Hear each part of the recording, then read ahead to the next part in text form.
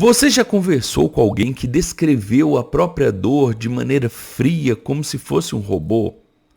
Ou alguém que falou da infância difícil, sem expressar emoção alguma, como uma rocha?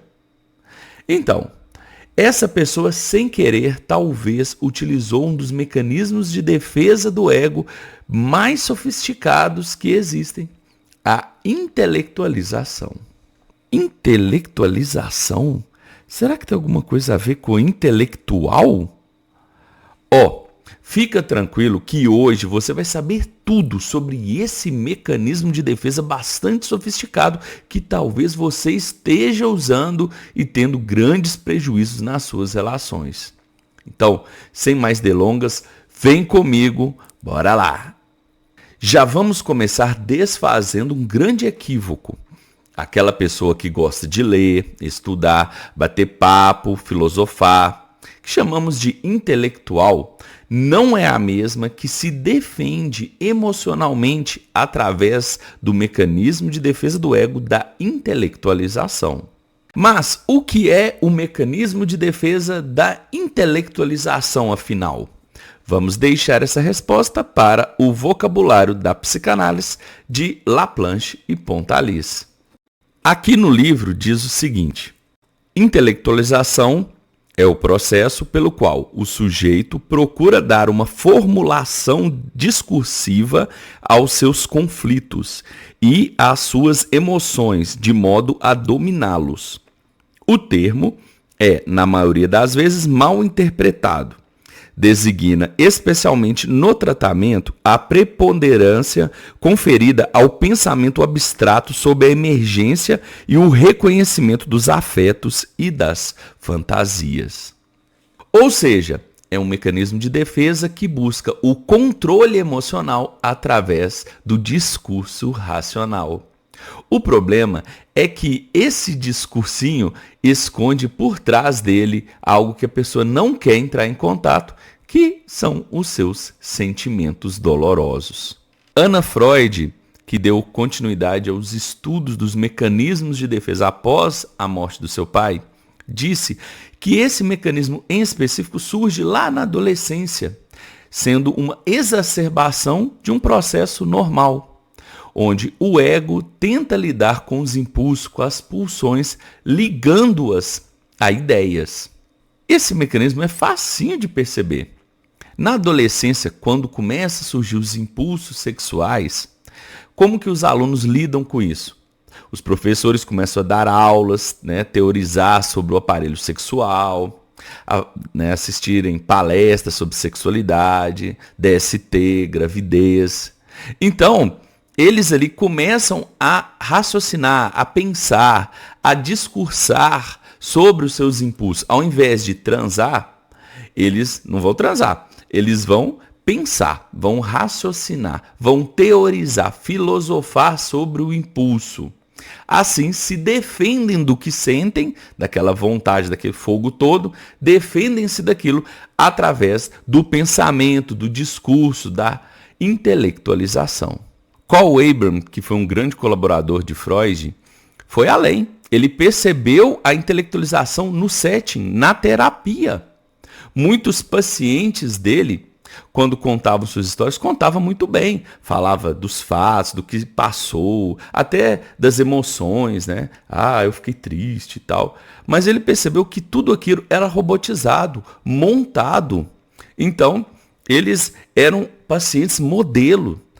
Explicava, conversava, entrava em contato com a história, falava tudo para o terapeuta, até interpretavam o que eles estavam falando, mas por trás eles não entravam em contato com a emoção, ou seja, não tinha expressão emocional nenhuma. Falava da sua vida, do que passou, do que sofreu, mas de forma totalmente seca, como se fosse um robô.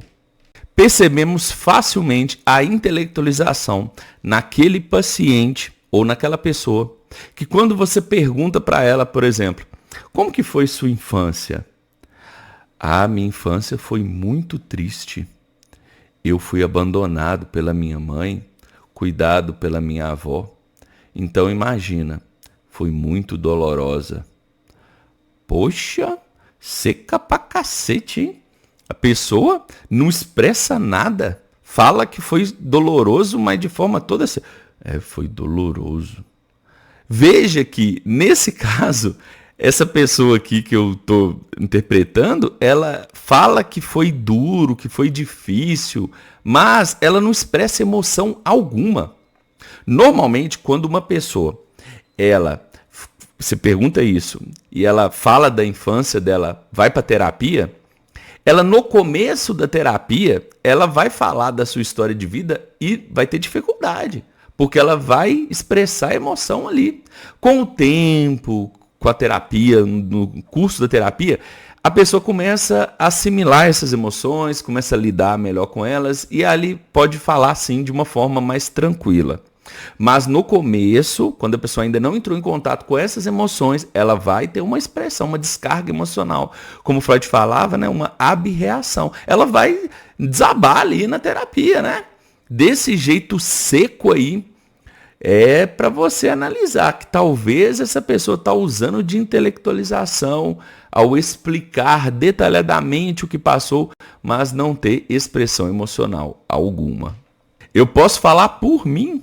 Eu usei muito desse mecanismo, nas minhas terapias, né, com vários terapeutas diferentes que eu passei na vida, eu muitas vezes, ao invés de entrar em contato com o que eu sentia, eu sentava ali e ficava falando, contando história e não sentia nada, ficava falando, né?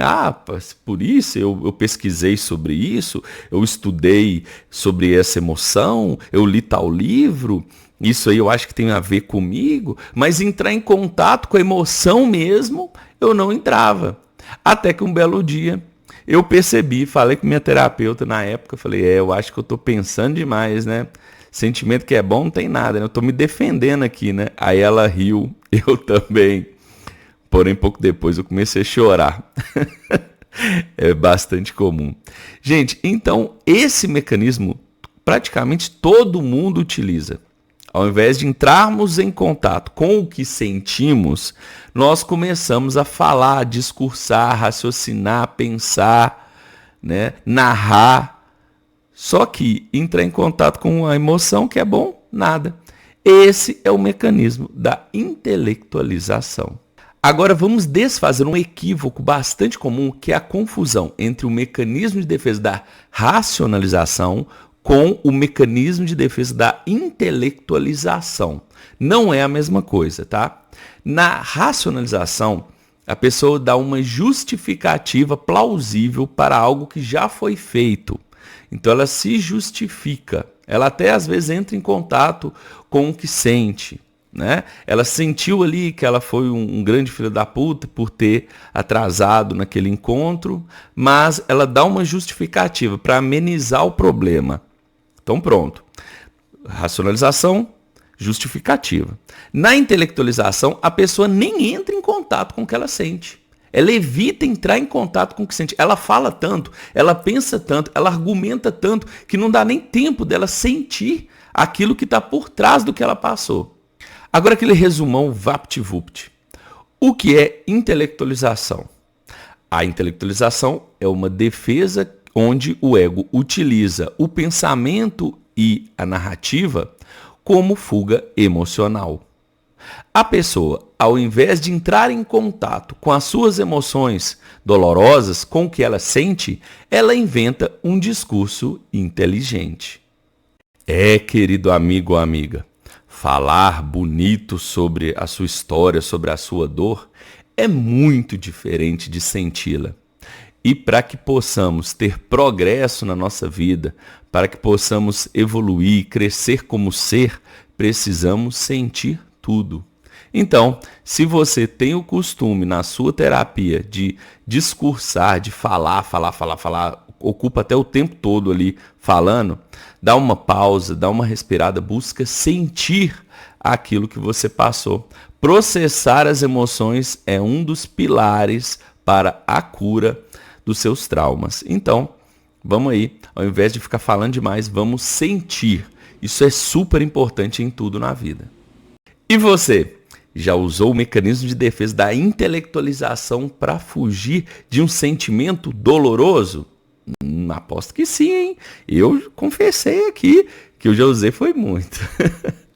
Então, ó, dá uma pensada nisso aí, viu?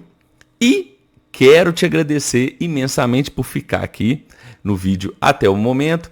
E se você gostou, curta ele, compartilha com seus amigos que gostam de psicologia e psicanálise. Não deixe de se inscrever aqui no canal. E ó, dá uma olhada nesse outro vídeo aqui, preparado com todo carinho, que eu acredito que é do seu interesse, viu? É isso aí. Muito obrigado por sua atenção e até o próximo vídeo. Valeu!